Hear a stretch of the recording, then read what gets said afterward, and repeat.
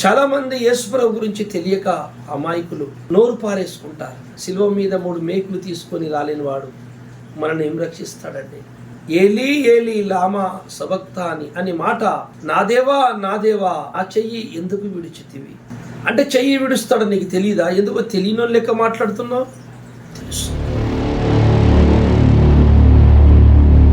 Praise lord, అందరికీ వందనాలు. మన ప్రభు అయిన క్రీస్తు నుండి మీకు కృపా సమాధానాలు కలుగునుగాక. శ్రీ సత్యదేవ మినిస్ట్రీ ఛానల్లో ప్రసారమవుతున్నటువంటి విశ్వవిజ్ఞాన వేద పాఠాలనే కార్యక్రమాన్ని వీక్షిస్తున్నటువంటి క్రీస్తునందు దాసురాండ్లకు, మరి సహోదరి సోదరులకు, క్రీస్తునందు పిల్లలందరికీ మా నిండు మనసుతో స్వాగతము, ఘన స్వాగతం పలుకుతున్నాం. అనేక మర్మములను సత్యములు తెలుసుకున్నటకు, క్రీస్తు రాకడకు సిద్ధపడుటకు, ఆయన స్వరూపములు చెక్కబోటకు ఈ పాఠాలు తప్పకుండా మీరు వింటున్నారని క్రీస్తునందు విశ్వాసిస్తున్నాను. ఎవరైనా మరి సబ్స్క్రైబ్ చేసుకున్నట్లయితే సబ్స్క్రైబ్ చేసుకోండి, తప్పకుండా లైక్ కొట్టండి, ఇతరులకు మీరు ఈ పాఠాలను పరిచయం చేయండి, షేర్ చేయండి. ఈ పాఠాలను ఇతరులకు మీరు పరిచయం చేయడం ద్వారా మరి ఈ పరిచర్యలో మన ప్రభు అయిన క్రీస్తు నుండి మీకు పాలు పంపులు కలుగుతాయని ప్రగాఢంగా విశ్వాసిస్తున్నాను. మంచిది. సమయం పోనీయక మనము ఈరోజు మరి దేవుని లేఖన కాంతిలో ప్రయాణం సాగిద్దాం. నేటి మన ధ్యానం కొరకు మత్తయి సువార్త 27వ అధ్యాయము 46వ వచనాన్ని మనము చదువుకుందాం. ఇంచుమించు 3 గంటలప్పుడు యేసు ఏలీ ఏలీ లామా సబక్తాని బిగ్గరగా కేక వేసెను. ఆ మాటకు నా దేవా నా దేవా నన్నెందుకు చెయ్యి విడిచితివని అర్థం. చిన్న మాట ప్రార్థన చేసుకుందాం. పరిశుద్ధుడవైన మా తండ్రి, నిత్యుడా, అగోచరుడా, పరత్పరుడా, మా మెదస్కు అందనివాడా, పూజ్యుడా, ఆరాధ్యుడా, మా సృష్టికర్తమైన తండ్రి, నీకు స్తోత్రములు, కృతజ్ఞతలు.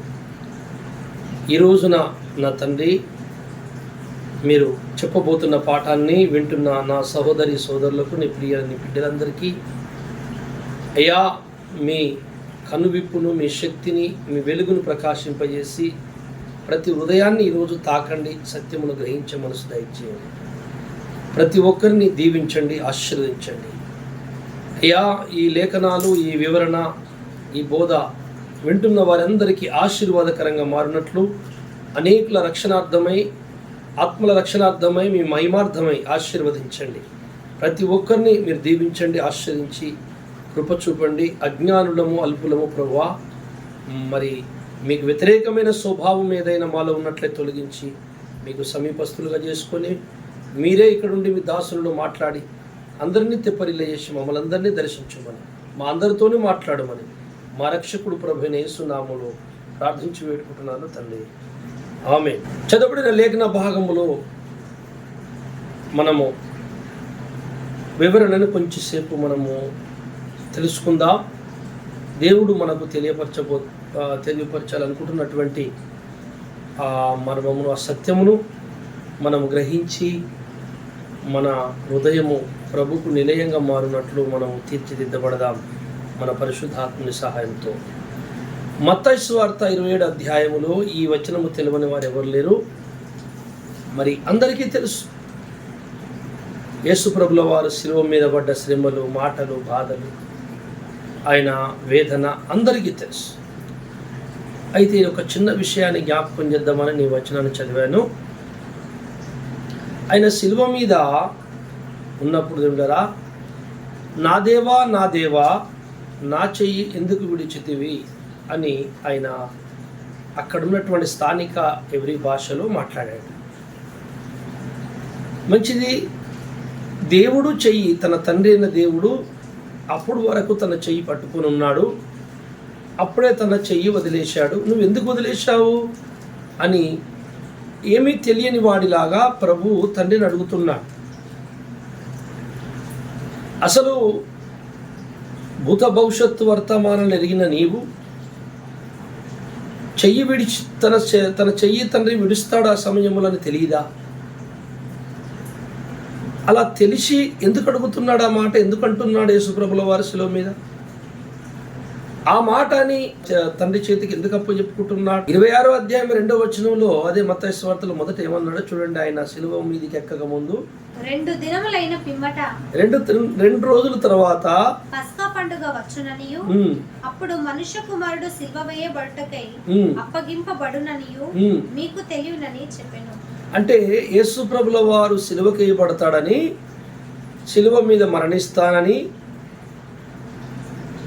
ఆయన ముందుగానే తెలుసు.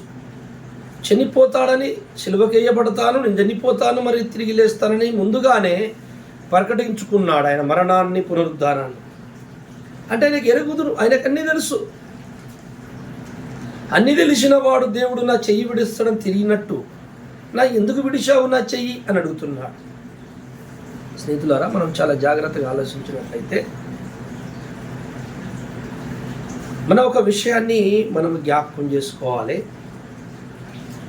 ఈ శిలువ మీద తన ప్రాణాలు వదిలిపెట్టిన ఆ రోజు ఈ భూప్రపంచమంతా మరి అందరికీ తెలుసు, అది గుడ్ ఫ్రైడే, మంచి శుక్రవారం అని ఆ రోజుని పండగ చేసుకుంటారు ప్రపంచం అంతా. ఆ రోజు అది గుడ్ ఫ్రైడే అంటే చాలా మంచి శుక్రవారం, సంతోషకరమైన శుక్రవారం. ఎందుకు ప్రభువు శిలువ మీద వేదన పడి, శ్రమపడి, కష్టపడి చనిపోతే ఆ దినము, ఆ చనిపోయిన దినము ప్రపంచానికి, మానవ జాతికి ఎందుకు మంచి రోజు అయింది, గుడ్ ఫ్రైడే అయింది? ఈ లోకములో చాలామంది వ్యక్తులు ఏమరా మరి ఎంతోమంది ప్రజల కొరకు, సమాజం కొరకు ఎన్నో త్యాగాలు చేసి ఎంతోమంది మరి ప్రజలకు మేలు చేసి చనిపోయారు. మరి శాస్త్రవేత్తలు అయితే ఎంతోమంది ఎన్నో వస్తువులను మనకు కనుక్కొని మనకు అప్పచెప్పి వారు వెళ్ళిపోయారు, కాలగర్భంలో కలిసిపోయారు. వాళ్ళు చనిపోయినప్పుడు చాలా మంచి రోజు ఇది అని ఎవరు అనలే. అయ్యో, ఇంత మంచి జ్ఞానిని, ఇంత మంచి వ్యక్తిని పోగొట్టుకున్నామని ఏడిచారు ప్రపంచమంతా. ఎంతోమంది మతపచారకులు, మరి నైతిక విలువలను బోధించిన మత గురువులు, మరి ప్రపంచానికి మంచి మెదస్సు, జ్ఞానం అందించిన వాళ్ళు, సూక్తులు అందించిన వాళ్ళు, ఎన్నో మంచి పనులు చేసి ప్రపంచాన్ని వెలిగించినటువంటి గురువులు, మేధావులు, ఎంతోమంది మహానుభావులు మరి ఎన్నో మేలుడి చనిపోయారు. వాళ్ళందరూ చనిపోయినప్పుడు కూడా ప్రపంచం అంతా దుఃఖపడ్డది. మరి మన దేశంలో రాజీవ్ గాంధీ కానీ, ఇందిరాగాంధీ ఉన్నది, గాంధీజీ ఉన్నాడు. వాళ్ళని అన్యాయంగా చంపేశారు దుష్టులు కొంతమంది. వాళ్ళు చనిపోయినప్పుడు చాలా బాధపడ్డారు ప్రపంచం అంతా. ఇందిరాగాంధీ చంపబడింది, ఆమె చనిపోయినప్పుడు కూడా ప్రపంచం అంతా బాధపడ్డది. రాజీవ్ గాంధీ అప్పుడు కూడా అలాగే. మొన్నటికి మొన్న రాజశేఖర రెడ్డి గారు చనిపోయినప్పుడైతే మన దేశంలో, మన ఈ తెలుగు రాష్ట్రాలలో ఎంతో బాధ, దుఃఖము, వేదన. చాలామంది చనిపోయిన వార్త విని హార్ట్ అటాక్ వచ్చి కూడా చనిపోయారట. నిజంగా అంటే అవును, ప్రజలకు ఎంతో వాళ్ళు కొంత మేలు చేశారు. ఆ మేలు మరవలేకపోయారు, జీర్ణించుకోలేకపోయారు. ప్రజల గుండెల్లో వాళ్ళు గూడు కట్టుకున్నారు. మహానుభావులు ఎన్నో మేలుడు చేశారు. కానీ వాళ్ళు చనిపోయినప్పుడు అది మంచి రోజు అని ఎవ్వరు అనలేదండి. చాలామంది దుఃఖపడ్డారు, వేదన చెందారు. మరి యేసు ప్రభు చనిపోయిన రోజు ఎందుకు గుడ్ ఫ్రైడే అయింది? ఎందుకు మంచి రోజు అయింది? మనం ఒక్కసారి ఆలోచించుదాం. వాళ్ళు ఈ ప్రపంచానికి, మనుషులకి, లోకంలో జీవించడానికి, బ్రతకడానికి వారికి ఎన్నో మేలుడు చేసి వాళ్ళు వెళ్ళిపోయారు. వాళ్ళు ఎప్పుడు చనిపోతారో వాళ్ళకి తెలియదు, కానీ యేసుప్రభుల వారు చనిపోయేది అతనికి తెలుసు. అయితే వాళ్ళు మహానుభావులే, గొప్పవాళ్ళే, ప్రపంచానికి మేలు చేశారు. వారికి వందనాలు, మరి వాళ్ళని గౌరవిద్దాం, వందనాలు, వాళ్ళకి నమస్కారం చేద్దాం. కానీ యేసును మాత్రము, యేసు చేసిన కార్యాలకు మాత్రం మనము వందనాలు, గౌరవం సరిపోదు. ఆయనను హృదయం అర్పించి ఆరాధన చేయాలి. ఎందుచేతంటే వాళ్ళు ఇక్కడ ఈ లోకంలో బ్రతకడానికి కావలసిన మేలుడని వాళ్ళందరూ ప్రసాదించారు, చేశారు, వెళ్ళిపోయారు, కాలగర్భంలో వచ్చిపోయారు. కానీ యేసు చనిపోయింది మాత్రం, యేసు శ్రమపడ్డది మాత్రము ఈ లోక మేలుల కొరకు మాత్రమే కాదు, మనిషి మరణాంతరము సంభవించబోతున్న ఒక భయంకరమైన ప్రమాదాన్ని తప్పించుటకు యేసు ప్రభుల వారు శిలువ మీద మరణించారు. ఆయన మరణిస్తారని ముందుగానే తెలుసు. కానీ మన ప్రపంచంలో ఎంతోమంది పుణ్యమూర్తులు, గొప్పవాళ్ళు అనిపించుకున్న వాళ్ళందరూ చనిపోయారు. కానీ వాళ్ళు ఎప్పుడు చనిపోతారో వారికి తెలియలేదు. ఆ తర్వాత వాళ్ళు చనిపోయి తిరిగి లేచింది లేదు. కానీ యేసుప్రభుల వారు మరణించాడో తిరిగి లేచాడు. అసలు ఎందుకు మరణించాడు? ఈయనెవరు అసలు? ఈరోజు యేసుప్రభుని నమ్ముకున్న చాలామంది కూడా ఏదో కొంత మేలు జరుగుతుంది, బాగు జరుగుతుంది, రోగాలు వ్యాధులు పోగా నమ్ముకుంటున్నారు, చర్చికి వెళ్తున్నారు, మంచిగానే ఉంది, చాలా సంతోషమే. కానీ ఆ క్రీస్తు ఎవరో స్పష్టంగా గుర్తుపట్టిన వాళ్ళు చాలా తక్కువ మంది. ఎందుకంటే గుర్తుపట్టే గురువులు మాత్రమే ఆ గుర్తుని చెప్పగలరు, ఆ గురువుల దగ్గరనే నేర్చుకోగలరు. అంటే ఆ గురువులు ఎవరంటే ప్రత్యక్షత కలిగిన సేవకులు. వాళ్ళు మాత్రమే యేసుని స్పష్టంగా గుర్తుపట్టి బోధించగలరు. అందుకని యేసు ప్రభుల వారు ఈ లోక మేలుడే కాదు, శాశ్వతమైనటువంటి మేలుని ప్రసాదించుటకు మనిషి మరణము తర్వాత సంభవించబోతున్న ఒక భయంకరమైనటువంటి అపాయాన్ని తప్పించుటకు సర్వమానవాళి కొరకు ఈ భూమి మీద ఆయన శ్రమపడి శిలువ మీద మరణించి తిరిగి లేచారు. మనం చాలా జాగ్రత్తగా ఆలోచించినట్లయితే మనిషి ఒక అపాయకరమైన అంచు మీద నిలబడున్నాడు, ప్రమాదంలో ఉన్నాడు. మరణము తర్వాత ఒక భయంకరమైన ప్రమాదము మానవునికి పొంచి ఉన్నది. ఎందుచేతంటే ఈ ప్రమాదానికి కారణము ఇది మొట్టమొదట ఆదిలోనే ఒక భయంకరమైనటువంటి అలజడి జరిగింది, ఒక విపత్తు జరిగింది. మానవుణ్ణి దేవుడు మట్టితో చేసినాడు అని బైబిల్ చెప్తుంది. అందరూ పరిశోధన చేస్తే మానవుడు మట్టి నుండే వచ్చాడు, మానవ శరీరం మట్టి నుండే చేయబడింది అని అందరూ కూడా చెబుతున్నారు. ఇది నిజం, సత్యం. మానవుని శరీరాన్ని మట్టి నుండి రూపుదిద్దింది పరమాత్ముడైన దేవుడు. అయితే ఒక 10 కులాలో 10 జాతులో 10 మందిని చేయలే దేవుడు. దేవుడు ఒకే ఒక్క నరుని చేశాడు. ఆయన పేరు ఆదాము. అతని పక్కటెముక నుండి అతనికి ఒక తోడుని చేశాడు. ఆమె పేరు అవ్వ. ఈ నారి నరుడు కలుస్తేనే నరులయ్యింది. ఆ మొట్టమొదటి నరులు సృజించబడినప్పుడు ఒక పెను ప్రమాదము ఆ ప్రమాదము ద్వారా ఇదంతా సంభవించింది. ఏంటంటే ఆ మొదటి నరుడు అవ్వ ఆదాము దేవుడు చెప్పిన ప్రణాళికలో ఉండకుండా ఆయన మాటని విడిచిపెట్టి వాళ్ళు మరి ఆజ్ఞ అతిక్రమించారు. ఆజ్ఞ అతిక్రమమే మనిషికి పాపమయ్యింది. ఆ పాపమే మరణమైంది. అయితే దేవుని స్వాధీనంలో లేకుండా మానవుడు దుష్టుని సైతాను స్వాధీనంలోకి వెళ్ళిపోయాడు. అప్పటి నుండి వాణి తెలివితేటలతో నడిచాడు. కనుక దైవాన్ని మర్చిపోయి సృష్టికర్తని పక్కకు పెట్టి సృష్టింపబడ్డవి గొప్ప అనుకొని మోసపోయి పాపము చేశాడు నరుడు. పాపము పెరుగుతూనే వచ్చింది కానీ ఇక తగ్గలే. సృష్టికర్తని పక్కకు పెట్టారు, సృష్టినే దేవుడని మొక్కారు. అది మహాపాపం అయిపోయిందని మరి సకల వేదాలు, మత గ్రంథాలు, మరి బైబుల్ స్పష్టంగా తెలియపరుస్తుంది. సృష్టికర్తను ఎప్పుడైతే పక్కకు పెట్టి సృష్టిని దేవుడని మొక్కారో అదే భయంకర పాపం అని చెప్తున్నారు. అట్టి పాపము నుండి నరులను రక్షించుటకు పరమాత్ముడైన దేవుడు ఈ లోకములు అవతరించి మరణించి వారి కొరకు యాగమై, అంటే తన ప్రాణాన్ని త్యాగం చేసి తిరిగి లేవాలి. లేస్తేనే ఆ పరమాత్ముడు చేసిన యజ్ఞంలోనే మళ్ళీ మానవుని పాపము తొలగిపోయి దేవునితోని సమాధాన పడకుండా మరణిస్తే ఒక భయంకరమైన ప్రమాదము మరణము తర్వాత సంభవిస్తుంది. అసలు బ్రతుకుంటున్న ఈ బ్రతుకు, మనం పడుతున్న ఈ శ్రమ, సంతోషము, ఈ జీవితము శాశ్వతము కాదు.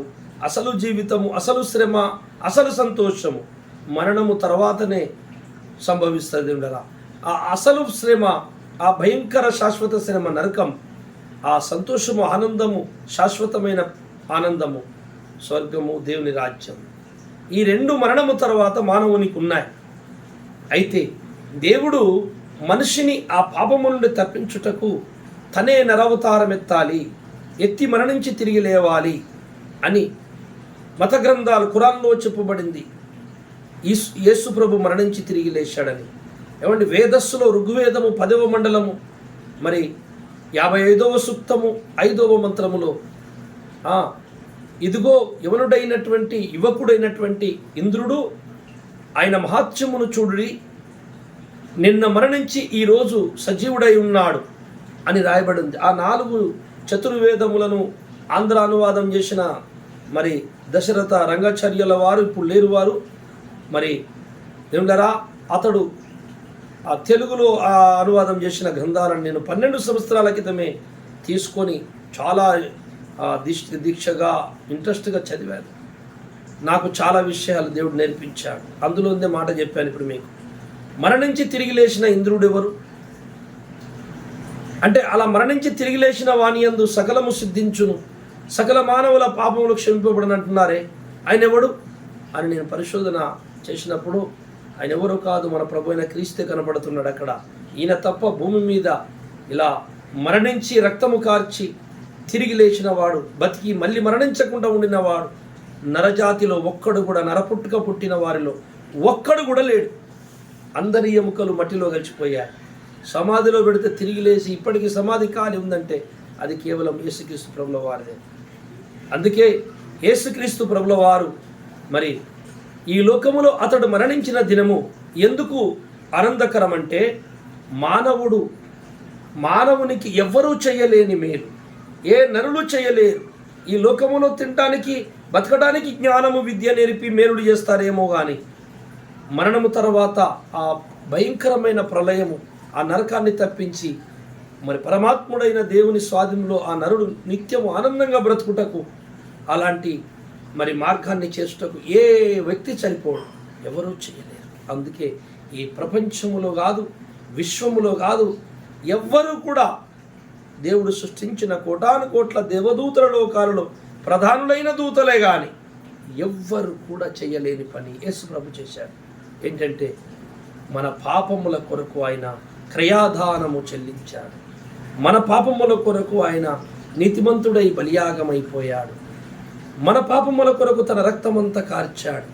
విన్నరా, ఆ రక్తమే మానవునికి పాప విమోచన అని బైబిల్ తెలియపరుస్తుంది. యేసు రక్తం ప్రతి పాపమును మనుషుని విడిపించింది. యేసు రక్తము లేకుండా పాపము, జన్మ పాపము కడుక్కోకుండా నువ్వు ఈ లోకములు ఎన్ని పుణ్యకార్యాలు చేసినా స్వర్గానికైతే చేరుకో. పుణ్యకార్యాలు మంచివి కావా, దాన ధర్మములు మంచివి కావా అంటే చాలా మంచివి. అవి చేయడం ద్వారా ఈ లోకంలో నీకు దాని నుండి వచ్చే ప్రతిఫలం ఈ లోకంలోనే అనుభవిస్తావు. కొన్ని రోజులు సంతోషంగా ఆనందంగా బ్రతుకుతావేమో కానీ స్వర్గం మాత్రం దొరకదు. నరకం తప్పించుకోవాలి, స్వర్గానికి చేరుకోవాలంటే నీ పాపము పోగొట్టుకొని నువ్వు చేసిన పుణ్యకార్యాలు ఇంకా ఉన్నత స్థాయికి తీసుకెళ్తాయి. ఆ పాపము పోగొట్టుకోవటానికి ఈ విశ్వలోకాలను ఎక్కడ ఎతికినా దానికి మందు లేదు. ఎందుకంటే అది శరీరానికి పట్టలేదు, నీ ఆత్మకు నీ మనస్సుకు పట్టింది. కనుక నీ మనస్సుని కడిగే జలములు, నీ ఆత్మశుద్ధి చేసే జలములు ఎక్కడున్నాయి భూమి మీద? ఏ గగనాలలో వెతికినా, ఏ ఆకాశ మండలంలో వెతికినా, భూలోకాన్ని పాతాళాన్ని మీరు గాలిచ్చినా నీకు దాన్ని కడిగే నీరు లేదు. అది పరమాత్ముడైన దేవుడు, నిన్ను సృష్టిని చేసిన దేవుడు ఆయనే నరుడుగా వచ్చి తన రక్తమును క్రయధనంగా చెల్లిస్తున్న తప్ప దేవునికి నీకు మధ్యలో ఉన్న పాపం కూడా కూలిపోదు. నువ్వు దేవునితో సమాధాన పడలేవు. అందుకని అంత గొప్ప బృహత్ కార్యము చేయుటకు పరమాత్ముడైన యేసు శిలువ మీదకి ఎక్కాడు. అది అందుకే యేసు మరణము ఎందుకు శుభము, ఎందుకు మానవాళికి సంతోషము, అది ఎందుకు ఆ దినము, ఆయన చనిపోయిన దినము గుడ్ ఫ్రైడే మంచి రోజు అయింది అంటే ఏ వ్యక్తి చేయలేని గొప్ప కార్యం అండి. అందుకనే అది మంచి, ఒక రకంగా నీతిమంతుడు అయ్యో మన కొరకు కష్టపడడం దుఃఖం వస్తుందేమో కానీ అంతరంగంలోని శాశ్వతమైన ఒక విడుదల దొరికిందన్న ఆనందం మాత్రం ఎప్పటికీ ఉంటుంది. అందుకే అది మంచి శుక్రవారము. ఈ ప్రపంచంలో ఎంతమంది చనిపోయారు మంచి మంచి వ్యక్తులు, ప్రజల్లో గుండెల్లో గూడు కట్టుకొని ప్రజలకెంతో మేలు చేసిన మహానుభావులు చనిపోయిన రోజు ఏ రోజు మంచిది కాదు. అందరికీ దుఃఖం అయ్యో మంచి వ్యక్తి పోయాడని. కానీ యేసుక్రీస్తు చనిపోయిన రోజు మానవాళికి సంతోషకరమైన రోజు, ప్రపంచానికి విడుదల దొరికే రోజు, పాపము పోగొట్టుకునే దారి దొరికిన రోజు, గొప్ప రోజు. అదే గుడ్ ఫ్రైడే, శిలువ మీద తన ప్రాణం పెట్టిన రోజు. అందుకనే శిలువ మీద ఉండి ఆయన అంటున్నాడు, తండ్రి నా చెయ్యి వెందుకు విడుచు.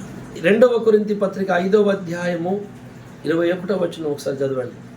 ఎందుకనగా మనం ఆయన యందు దేవుని నీతి అగునట్లు పాపమెరుగని ఆయనను మన కోసము పాపముగా చేశాడు. జాగ్రత్తగా వినాలి. ఆయనకు తెలుసు నేను సిలువకేయబడతాను, మరణిస్తాను, తిరిగి లేస్తాను ముందే చెప్పాడు, ప్రకటించుకున్నాడు. అక్కడ లేఖనం ఒక సెలవిస్తుంది, ఆయన ఎందుకు తండ్రి ఏలీ ఏలీ లామా సబక్తాని అని మాట, నా దేవా నా దేవా నా చెయ్యి ఎందుకు విడిచితివి అంటే చెయ్యి విడుస్తాడు నీకు తెలియదా? ఎందుకో తెలియనో లెక్క మాట్లాడుతున్నావు. తెలుసు. ఇక్కడ మనం చాలా జాగ్రత్తగా వినాలి. చాలామంది యేసుప్రభు గురించి తెలియక అమాయకులు నోరు పారేసుకుంటారు. శిలువ మీద 3 మేకులు తీసుకొని రాలేని వాడు మనల్ని ఏం రక్షిస్తాడండి? ఏం తెలుసు నీకు? ఆయన శిలువ మీదకి ఎందుకు ఎక్కాడో తెలుసా? ఆయన ఎందుకు అక్కడ శిలువ మీద మరణించాడో తెలుసా? నిన్ను నరకము నుండి తప్పించుదామని ఆయన అక్కడ వేదన చెందుతున్నాడు. చాలా జాగ్రత్తగా ఆలోచించాలి. పాపం అనేది ఏ పదార్థముతోని పోదని నువ్వు తెలుసుకోవాలి మొట్టమొదట. అందుకే నీ పాపం ఎంత భయంకరమో, నీ పాపానికి క్రయాధానము అంటే దానికి మూల్యము చెల్లించుట, అది ఎక్కడన్నా దొరుకుతుందా? దాని మూల్యము ఎక్కడన్నా నీ వల్ల అవుతుందో, అది ఎంత కాస్ట్లీయో ఎంత గొప్పదో నువ్వు తెలుసుకోవాలి. అందుకే అది పరమాత్ముని ప్రాణము శిలువ మీద ధారపోస్తున్నాడు. ఆయన శిలువ మీదకి ఎక్కినప్పుడు దైవత్వము లేదు, ఆయన నరుడుగా అవతరించాడు యేసుప్రభుల వారు. అందుకే నువ్వు ఇలాంటి మాటలు మాట్లాడుతున్నావు, శిలువ మీదకి దిగలేడని. ఆయన దైవత్వము లేకుండా మొత్తం అక్కడ పెట్టేసి ఒక నరుడుగా వచ్చాడు. అయితే అతనికి దేవుని హస్తము తోడుంది అన్ని రోజులు. అది తండ్రి నాలోను నేను తండ్రిలోను అని అద్భుతాలు చేశాడు. చచ్చినోళ్ళు లేపినప్పుడు కూడా తండ్రి నా మాట నా ప్రార్థన ఆలకించి ఈ 4 రోజులు లాజర్ని శవాన్ని లేపు అని లేపాడు. తండ్రి హస్తము అతనికి అప్పటి వరకు తోడున్నది. ఒక మానవునికి నాకున్నట్టు నీకున్నట్టే అతనికి కూడా అట్లా తోడుండాడు, హస్తము తోడున్నది. కానీ అతడు విశ్వాసపరుడు, బలమైన దృఢచిత్తము గల్లవాడు, మరి నిష్ఠ గరిష్ఠుడు, దృఢచిత్తము గల్లటువంటి వజ్రాసాదృశ్య హృదయం గల్లవాడు, పరలోకాల నుంచి వచ్చిన వాడు గనుక అతడు ఎంతటి శ్రమనైనా ఓర్చుకున్నటకు ఆయన దృఢచిత్తము కలిగి ఉన్నాడు. మనకు వచ్చినట్టే బాధలు, దుఃఖము, కష్టాలు అన్నీ ఆయనకు వస్తాయి. నరుడు కానీ ఒక్క దైవాస్తం మాత్రము తోడుండే ధైర్యపరిచేది. ఆయన అడిగితే, మనము చేస్తే, ప్రార్థిస్తే 2 చేపలు 5 రొట్టెలు ఇన్ని వేల మందికి పెట్టుటకు కారణం ఏంటంటే దైవాస్తము తోడుంది. అప్పటి వరకు శిలువ మీద ఎక్కే వరకు కూడా ధైర్యపరుస్తూనే ఉన్నాడు. దైవాస్తము తోడుంది.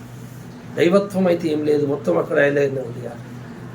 అయితే ఒక్క క్షణము, కొద్ది సమయము ఈ భూగ్రహం మీద ఏ త్రిత్వదేవుని నుండి వచ్చిండో, ఏ తండ్రి స్థానం అయితే దాటి ఈ లోకమునకు వచ్చాడో యేసు, ఆ గొప్ప స్థానము నుండి తనకు ఉండవలసిన ఆ అల్ప సహాయము, ఆ హస్తము తోడు కూడా కొద్దిసేపు సకల మానవుల పాపములను అతని మీద మోపి, అతడు ఒక బలిపశువుని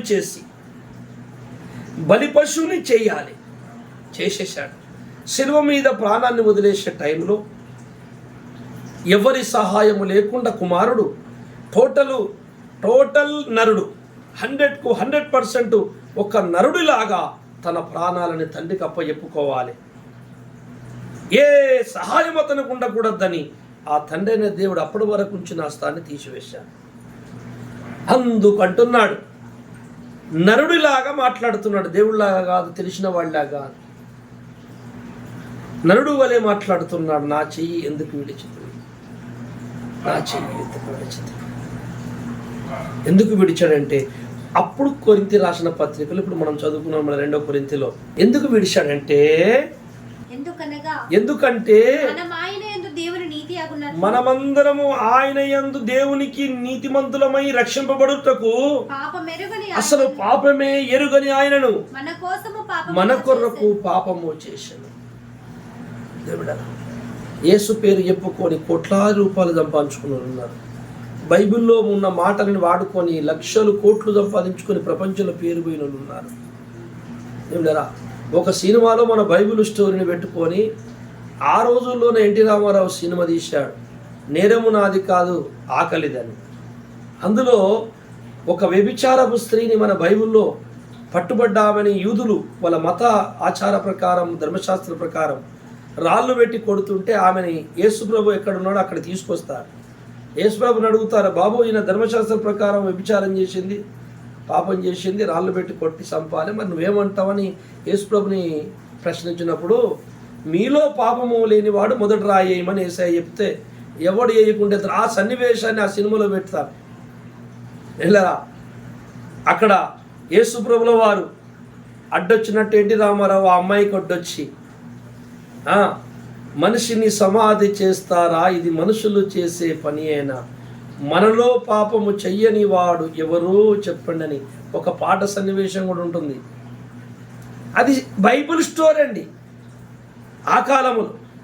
కానీ అది ఆ స్టోరీని వాళ్ళు అసలు ఆ యేసు ఎవరో తెలియదు, ఆ యేసుప్రభు రక్తం అంటే ఏంటిదో తెలియదు, ఆ సిలువ అంటే ఏంటిదో తెలియదు, గుడ్ ఫ్రైడే అంటే ఏంటో తెలియదు, ఈస్టర్ డే అంటే దాన్ని మహిమ తెలియదు, దాని అర్థం తెలియదు.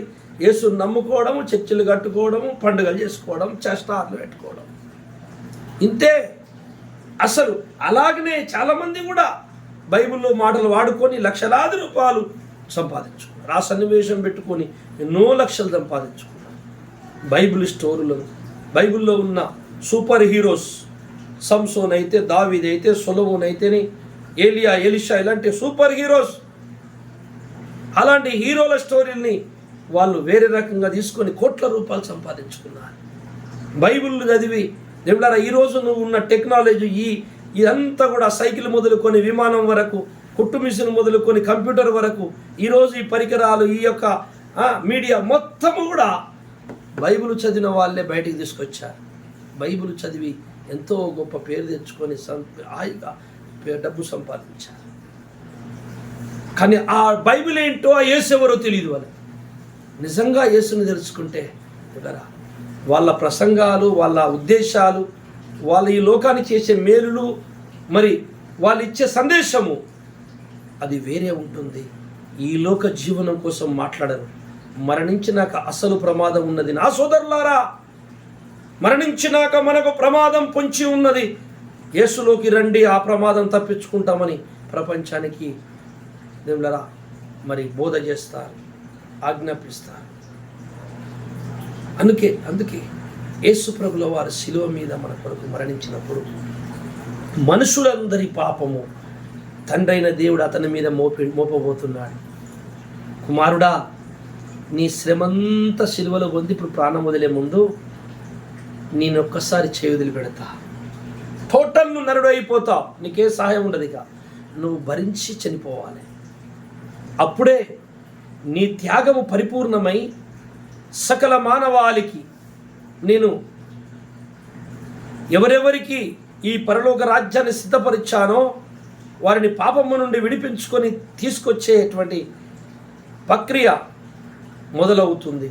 సకల మానవాళికి నీ రక్తము ఉపయోగపడుతుంది, నీ త్యాగము ఉపయోగపడుతుంది అని చేయొదిలేసి ఆయన మీద మోపాడట. పాపం ఎరుగని ఆయనను పాపముగా చేశాను, పాపము ఎరుగని ఆయనను పాపముగా చేశాను. పాపం లేదు కానీ పాపం అయిపోయింది, ఆయన మీద మోపాడు ఆ పాపాలన్నీ.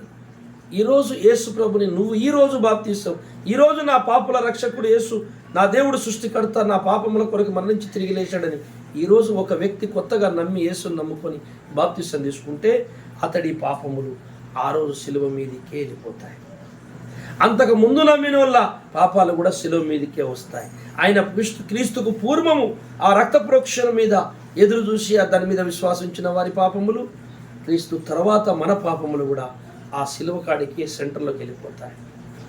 ఆ శిలువ ఎప్పుడు మన కొరకు రక్తము కారుతూనే ఉంటుంది. ఇంకా 1,00,000 మంది, 1,00,00,000 మంది రక్షింపబడ్డ ఆ హస్తము, గాయపడ్డ హస్తంలోకి రక్తము నీ కొరకు కారుతూనే ఉంటుంది, దాన్ని ఒడిచిపోదు. ఇలాంటి భూలోకపు లోకం లాంటి లోకాలు, కోటి లోకాలు పాపులు వచ్చినా సరే యేసు రక్తము ఒడిచిపోదు. అంతమంది కొరకు ఉంది అక్కడ. అందుకే ప్రయాసపడి భారం మోస్తున్న సమస్త జనులారా నా యొద్దకు రండి, మీకు విశ్రాంతిని. ఆయన ఎందుకు శరీరధారిగా వచ్చాడు? ఎబ్రీ రాసిన పత్రిక 2వ అధ్యాయం 14వ వచనం చదవండి. కాబట్టి ఆ పిల్లలు రక్త మాంసములు గలవారైనందున ఆ ప్రకారమే మరణం యొక్క బలము గలవారని, అనగా అపవాదిని మరణము ద్వారా నశింపజేయుటకును జీవిత కాలమంతయు మరణ భయము చేత దాస్యమునకు లోబడిన వారిని విడిపించుటకును ఆయన కూడా రక్తమాంసములో పాలివాడాడు. అది యేసు క్రీస్తు ప్రభుల వారు, ఆయన దేవుడు, సృష్టికర్త, తండ్రి దగ్గర త్రిత్వమైన దేవునిలో భాగం. ఆ సృష్టికర్త ఈ లోకానికి ఎందుకు వచ్చాడు అంటే, మానవుడికి ఎందుకు వచ్చాడంటే, దేవుడిగా వస్తే ఆ పని కాదు, దేవుని శరీరముతో మహిమతో వస్తే కాదు. అతని మాట ఎవరు వినరు, నమ్మరు, భయపడతారు, లేదా చూసి చనిపోతారు, ఏదో ఒకటి జరుగుతుంది. అయితే ఆయన రక్తమాంసములోకి ఎందుకు వచ్చాడు అంటే, వారిని రక్షించుటకు అదొకటే మార్గం. ఎందుకంటే పాపము జరిగించింది రక్తమాంసము గల్ల పిల్లలే. పాపము చేసింది రక్తమాంసములు గల్ల పిల్లలు కనుక రక్తమాంసములతో ఓడిపోయారు. ఆ దుష్టుడనే సాతాను కింద వాళ్ళు బానిసలైపోయారు. వాడు మరణం అనే ముళ్ళు. వాడిని ఓడించాలంటే రక్తమాంసములో ఉన్నవాడే పరిశుద్ధుడై ఉండాలి, లేకపోతే వాడు ఒప్పుకోడు. కనుక వాడిని జయించాలన్నా, నా పిల్లల్ని కాపాడాలంటే ఏ రక్తమాంసములు కలిగి పాపం చేశారో ఆ రక్తమాంసముల ద్వారానే ఆ పాపాన్ని జయించాలి. అలా జయించిన వాని త్యాగమే ఈ పాపులందరినీ రక్షిస్తుంది. ఇది అసలు కథ. కనుక నేనొక పాపిని, నా తండ్రి ఒక పాపి, నా తండ్రికి పుట్టిన నేనొక పాపిని. నేను పాపినే ఉండి నా తండ్రిని ఎలా రక్షిస్తా? ఒక పాపి ఒక పాపిని రక్షించజాలడు. ఒక పాపి రక్తము ఇంకో పాపికి పని చేయదు. ఒక పాపాత్ముడు మరొకరికి మేలు చేయలేడు, ఒక దోషము తొలగించలేడు. ఒక వ్యక్తి దోషము పాపాలు పోవాలంటే పరిశుద్ధుడు కావాలి. యద్గురువు యజ్ఞ కర్మంచ యజ్ఞంచ సర్వం సిద్ధియత్. సత్యగురువు ఒక యజ్ఞము చేయాలి, ఆ యజ్ఞమందు సర్వం సిద్ధియత్, సర్వము సిద్ధింపబడుతుంది, సర్వం పరిశుద్ధమైపోతుంది. అంటే మంచి పరిశుద్ధ గురువు కావాలి ఆ యజ్ఞానికి. ఆ యజ్ఞములో ఆ గురువు ఏం కావాలి? యాగమైపోవాలి, యాగ పశువు కావాలి అని సకల వేదములు చెప్తున్నారు కదా. జాగ్రత్త వినాలి. అయితే రక్తమాంసముల కలిగి పాపం చేశారు కనుక అతడు కూడా రక్తమాంసముల గల ఎందుకు వచ్చాడంటే, భూమి మీద పాపము లేకుండా ఎవడైనా ఒక్కడ పుడితే బాగుండు. ప్రభు అయిన యేసు రావాల్సిన అవసరం ఉండకపో. ప్రతి మానవుడు పుట్టుకతో పాపి, జన్మతో పాపి, పాపములో పుడుతున్నాడు, పాపమే చేస్తున్నాడు. పాపోహం పాపకరమణం పాపాత్మ పాప సంభవం. పాపములో పుడుతున్నాడు, పాపమే చేస్తున్నాడు. బైబిల్ చెప్తుంది 51వ కీర్తనలో, నేను పాపములోనే పుడితిని, నా తల్లి నన్ను పాపములోనే గర్భము దాల్చను. దావీదు మహారాజు చెప్తున్నాడు. యోబు అంటున్నాడు, పాప సహితులో నుండి, పాపము కలిగిన వానిలో నుండి పాపరహితుడు, పాపము లేనివాడు పుట్టదగున, అది ఎన్నటికీ జరగదు. జన్మతో మానవుడు పాపి. ఒక్క నరుడన్న పరిశుద్ధుడైతే దేవుడు రావాల్సిన అవసరం లేదు. ఆ పరిశుద్ధుని పట్టుకొని యజ్ఞం చేస్తాడు. అందుకని తన పిల్లలు రక్తమాంసములు కలిగి పాపం చేశారు కనుక అదే రక్తమాంసములోనికి వాళ్ళు చెయ్యలేదు, వాళ్ళు గెలవలేకపోతున్నారు. వాళ్ళు ఆ పాపాన్ని గెలవలేకపోతున్నారు. రక్తమాంసములు గల్లవారు ఓడిపోతున్నారు, బానిసలైపోయారు, మాయల పడిపోయారు, సృష్టికర్తను మర్చిపోయారు. అయితే వాళ్ళని రక్షించుటకు ఆ తండ్రి అయిన దేవుడే రక్తమాంసములో పాలిభాగస్తుడయ్యాడు. అపోస్తుల కార్యం 20వ అధ్యాయం 28వ వచనం చూడండి. దేవుడు తన స్వరక్తమిచ్చి సంపాదించిన తన సంఘమును కాయుటకు. చాలు. దేవుడు సంఘంని కట్టాడు. ఆ వ్యక్తులు ఎలా కొనుక్కున్నాడట? తన స్వరక్తం, సొంత రక్తం. ఈ రక్తము మళ్ళీ ఎక్కడిదొక్క చుక్క కూడా లేదు. యేసు ప్రభులో శరీరములో ప్రవహిస్తున్నటువంటి ఆ రక్తము పరలోకము నుండి మరియ గర్భములోకి వచ్చిన రక్తం. మరియమ్మ రక్తం కూడా లేదు. మరియమ్మ గర్భములో ఒక దేహాన్ని దాల్చుకొని వచ్చాడు. ఆ శరీరము 9 నెలలు గ్లూకోజ్ తీసుకొని పెరిగిందంతే. రక్తం పరలోకం నుండి వచ్చింది. మరియమ్మ పాలు తాగితే పాలే వస్తాయి. కొంతమంది పాలు వస్తే పాల ద్వారా మరియమ్మ రక్తం వచ్చిందంటే మరియమ్మ రక్తం రాదు. మరియమ్మ జీన్స్ ఉండయి యేసు ప్రభులో, ఎవరి జీన్స్ లేవు. పాలు తాగితే జీన్స్ వచ్చేది నిజమైతే, గాడిద పాలు తాగితే గాడిదలాగా మనిషి అరవాలి కదా, కుక్క పాలు తాగితే కుక్కలు అయిపోవాలి, ఆవు పాలు తాగితే ఆవు అయిపోవాలి. అలా ఎన్నడూ కారు. ఎవరి రక్తము లేదు, స్వరక్తం అని రాయబడింది అక్కడ. 750 సంవత్సరాలు క్రీస్తుకు పూర్వము, 750 సంవత్సరాల క్రితము యెషయా గ్రంథం 7:14 చదవండి. కాబట్టి ప్రభువు తానే ఒక సూచన మీకు చూపును, ఆలకించుడి. కన్యక గర్భవతి అయి కుమారుని కని అతనికి ఇమ్మానుయేలను పేరు పెట్టును. అది కన్యక గర్భవతి అయి కుమారుని గనును అని 750 సంవత్సరాల ముందే క్రీస్తుని గురించిన ప్రవచనం. అది ఆయన పుట్టబోతున్నాడని ముందు నుంచే చెప్పాడు. పుట్టిన తర్వాత నేనే ఆయనని చెప్పాడు. ఎవరన్నా పుట్టబోతుంది, ఎవరి ఈ భూమి మీద పుట్టిన గొప్ప గొప్ప మేధావులను పిలుచుకునేవారు ఎవరైనా పుట్టబోతున్నారని ముందుగా ప్రవచనాలు గ్రంథస్థం చేయబడ్డాయా అంటే ఎక్కడ లేవు దాఖలు. యేసుక్రీస్తులో నెరవేరింది అది. ఆయన మరణిస్తాడు, తిరిగి లేస్తాడని క్రీస్తుకు పూర్వం రాయబడ్డ వేదములో కూడా అది రాయబడి ఉన్నది. కన్యక గర్భవతి అవుతుందని క్రీస్తుకు పూర్వం ఉన్న గ్రంథాలు రాయబడినది. ఎవరి గురించి అని రాయబడినదా? తన పిల్లలను రక్తమాంసములో ఉన్నందున కలవారైనందున వారిని రక్షించుటకు రక్తమాంసములు ఎందుకు వచ్చాడంటే, రక్తమాంసములు కలిగిన శరీరములనే రక్తమున్నది గనక. లేవికాండం 17:11 చదవండి.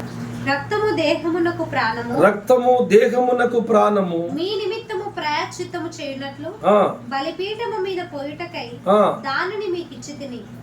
రక్తము దానిలోనున్న ప్రాణమును బట్టి, రక్తము దానిలోనున్న ప్రాణమును బట్టి ప్రాయశ్చిత్తము చేయును. అది రక్తం అనగానే మనకి ఏం గుర్తొస్తుంది? ఎర్రటి ద్రవ పదార్థం, శరీరములో ప్రవహించేటువంటి ఒక ఎర్రటి నీరు, అది బయటికి వచ్చేస్తుంది.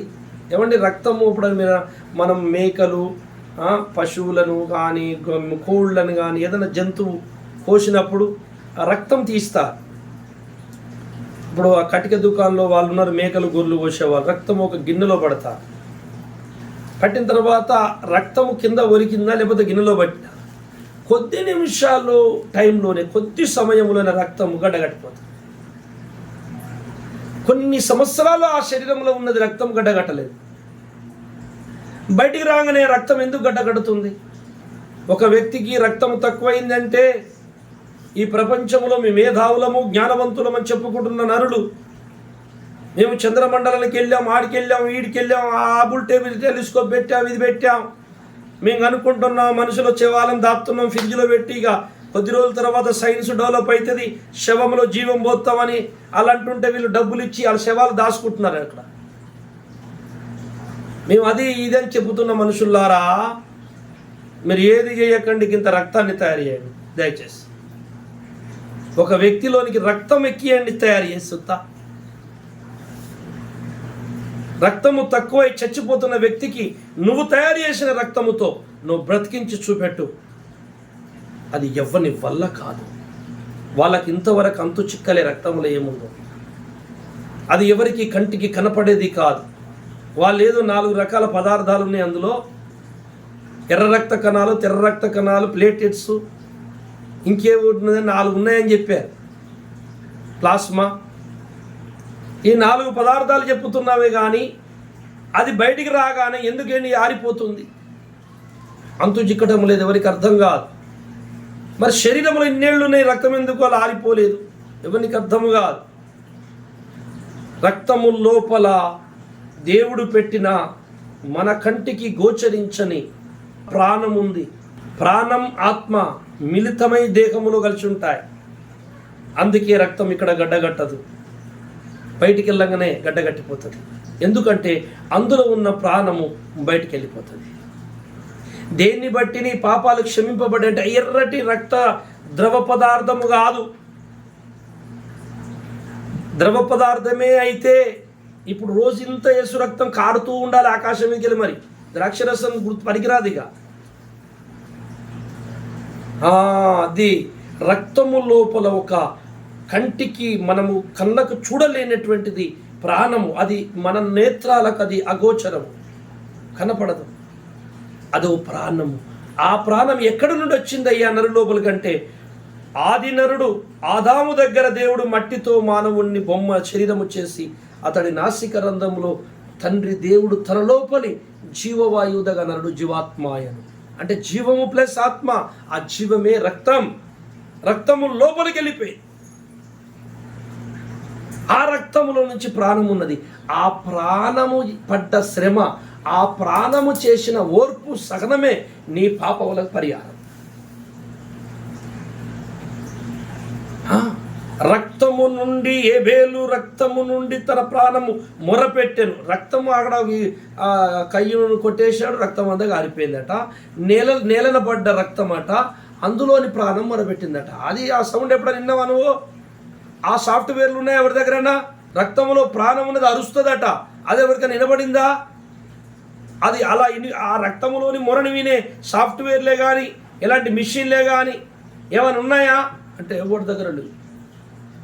అది దేవునికి మాత్రమే వినబడుతుంది, ఎందుకంటే ఆయన పెట్టిన ప్రాణం అది. రక్తములో ప్రాణం మొరపెడుతుంది.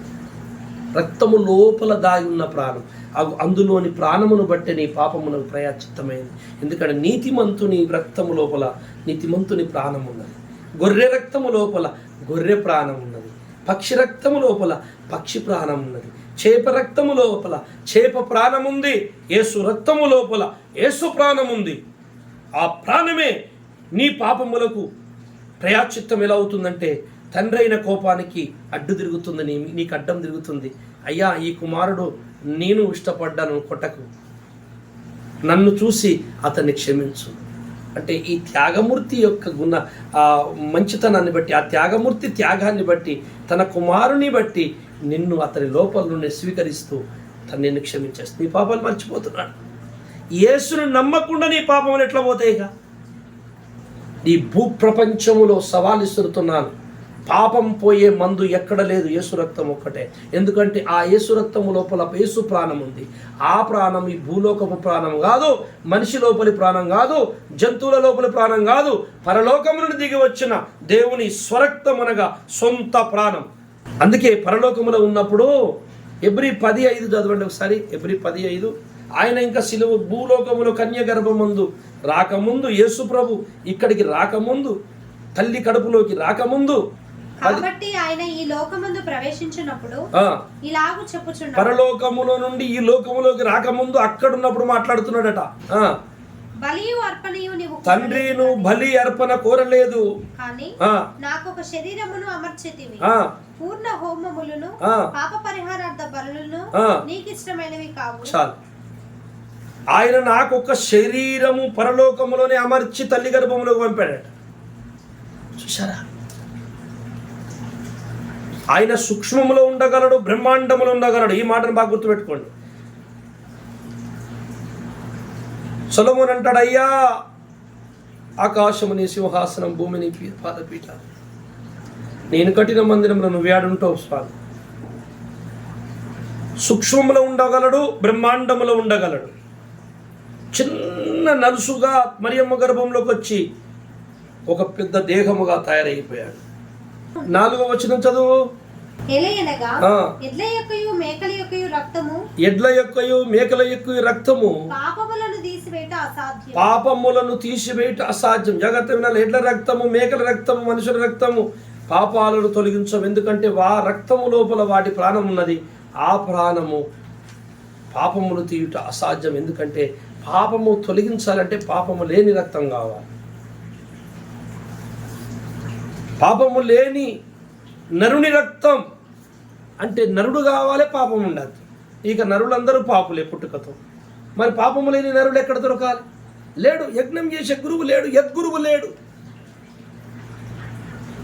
యద్గురువు లేడు కనుక ఇక యజ్ఞం జరగదు. యజ్ఞం లేకపోతే మానవాళికి పాప విమోచన లేదు. అందుకే పరమాత్ముడే నరుడుగా అవతరించి రక్తమాంసములోనికి ప్రవేశించాడు. ఆ రక్తమాంసమును ఎందుకు ధరించుకున్నాడు పరమాత్ముడైన దేవుడు అంటే, తన పిల్లలు రక్తమాంసములు కలిగి పాపం చేశారు. వాళ్ళు ఓడిపోయారు.